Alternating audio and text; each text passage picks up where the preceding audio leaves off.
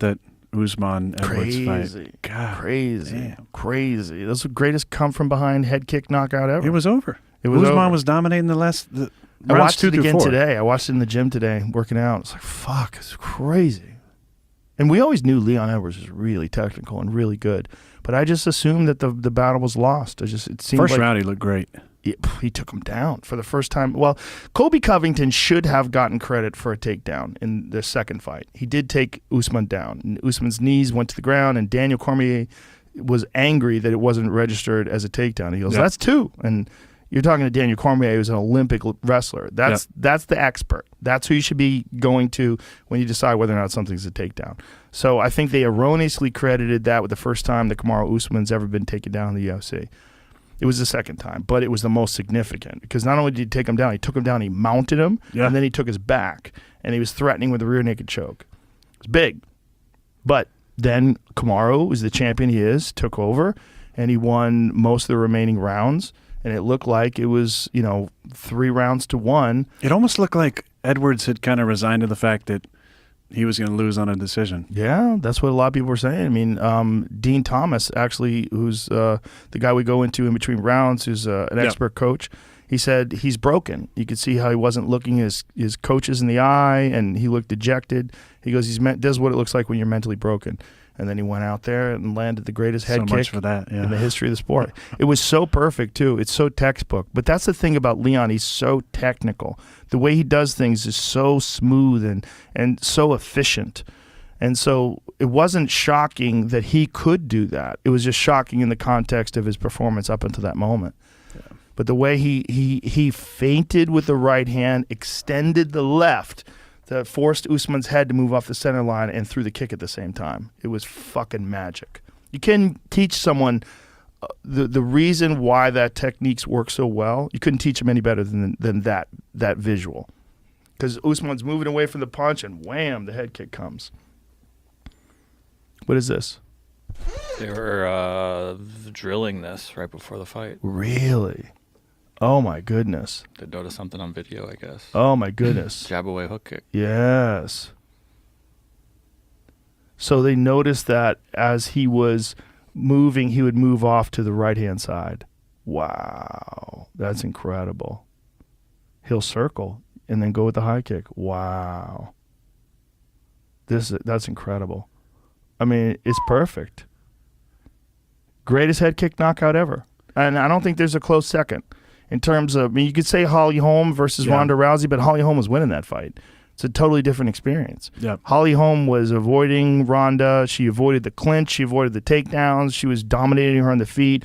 Ronda was already beaten up by the time that Holly landed a head kick. Ronda was getting fucked up. That was a rough night for Ronda Rousey fans. Very rough night. Very, very rough night. But a great night for Holly Holm fans. Yeah, it was. But this is different.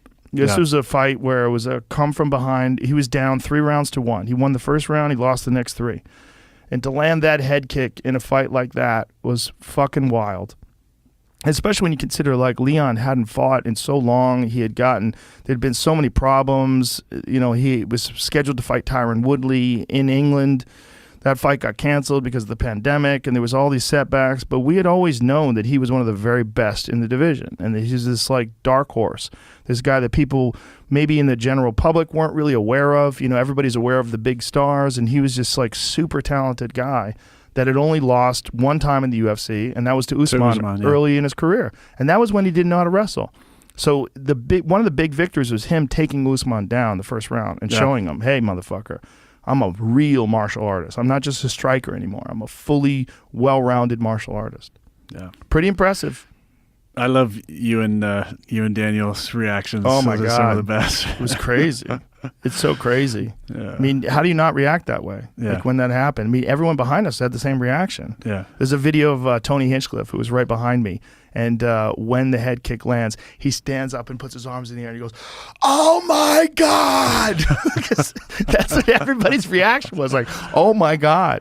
Because when you think, that's one of the beautiful things about MMA that is different than any other sport. In that, like, or boxing too, is that you could come from behind with one move, one thing, and it changes everything and shuts it all off. It's so final. But you just haven't seen that in boxing or or UFC, I would say, in a while, right? Where Very somebody's rarely. been getting beat up. Right. It's, that's what I love about the Tyson Fury Deontay Wilder fights is because you just knew at any point, didn't matter who was ahead, one punch from either of these guys, and it'd be fucking over, right? Yeah. But in UFC, you just don't see that a whole lot, where a guy's getting his ass whooped, and then comes back and.